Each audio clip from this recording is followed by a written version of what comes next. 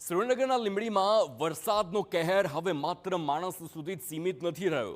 મૂંગા પશુઓના પેટ પર પણ સંકટ બનીને તૂટી પડ્યું છે. લીંબડીના સીમ વિસ્તારમાં સતત વરસાદના કારણે પાણી ભરાઈ જતા ચારે તરફ જળબંબાકારની સ્થિતિ સર્જાઈ. પાક અને ઘાસચારો પણ પાણીમાં ડૂબી જતા પશુઓ ભૂખ્યા રહેવા મજબૂર બન્યા, જેના કારણે માલધારીઓ પણ મુશ્કેલીમાં મુકાયા. પોતાના ઢોર ભૂખ્યા ન રહે તે માટે માલધારીઓને પોતાના પશુઓને બહાર લઈ જવા મજબૂર થયા, પરંતુ રસ્તા પર કાદવના થર જામેલા હોવાથી પશુઓ માટે ચારો મળી નથી રહ્યો, જેને લીધે પશુપાલકો ચિંતામાં મુકાયા.